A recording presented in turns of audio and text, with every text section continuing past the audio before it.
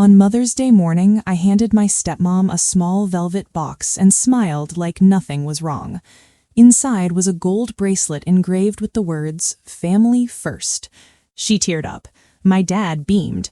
Everyone thought I was finally letting go of the past.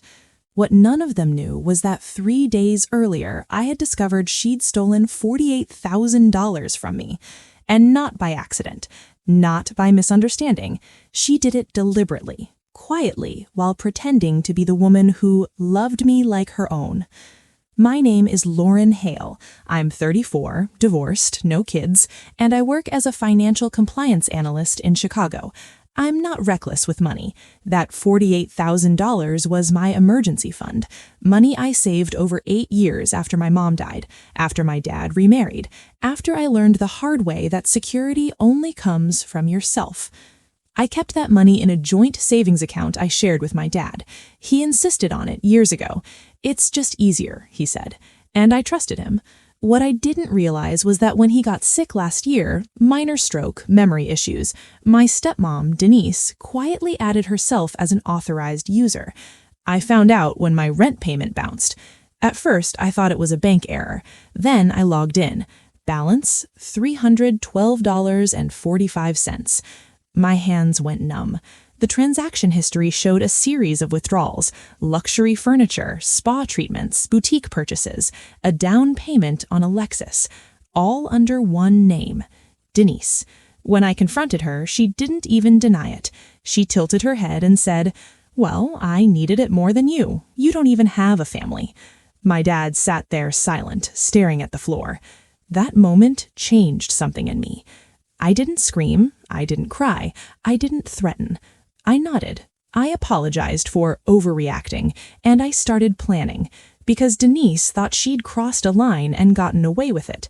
What she didn't realize was this: she had just handed control to the one person who knew exactly how to destroy her, legally, publicly, and permanently. And that Mother's Day gift? It wasn't forgiveness. It was the opening move. The bracelet Denise loved so much wasn't cheap. She kept touching it during brunch, flashing it like a trophy. "Lauren finally accepts me," she told her friends. "She's growing up." What Denise didn't know was that while she was admiring that bracelet, I had already frozen every account connected to my name. See, the thing about being a financial compliance analyst is you learn patterns. And Denise, she wasn't just impulsive, she was sloppy. She hadn't transferred my money discreetly, she'd moved it through traceable merchant accounts, some tied directly to her small interior design business, the one she bragged about nonstop. So I did 3 things. First, I filed a fraud and elder financial abuse report because the account was tied to my recovering father. That triggered an automatic audit. Second, I contacted her business partners, professionally, politely, and informed them that funds they received might be subject to clawback due to ongoing investigation. Third, I hired a lawyer, quietly. Denise found out something was wrong when her credit card stopped working right in the middle of a nail appointment. I let it go to voicemail. That night, my dad finally called. "Denise says there's been a misunderstanding," he said weakly. "She's very upset." I replied calmly, "So was Mom when you let her die believing her savings were safe." Silence. The audit moved fast. Turns out Denise had been borrowing from more than just me. She dipped into my dad's retirement account too, small amounts, spread out, enough to qualify as financial exploitation. Her business accounts were frozen, her Lexus was repossessed, clients disappeared overnight. And the biggest twist? She tried to return the money, only to learn it was too late. Once a case reaches federal compliance review, repayment doesn't erase intent. Mother's Day photos still sat on her Facebook page, but behind the smiles, everything she built on stolen money was collapsing, and I wasn't done. 3 months later, Denise stood in a courthouse hallway wearing a blazer she clearly borrowed. She wouldn't look at me. The judge didn't raise his voice. He didn't need to. The ruling was simple: full restitution, probation, permanent removal from any financial authority over my father. And one more thing Denise never expected: my dad chose me.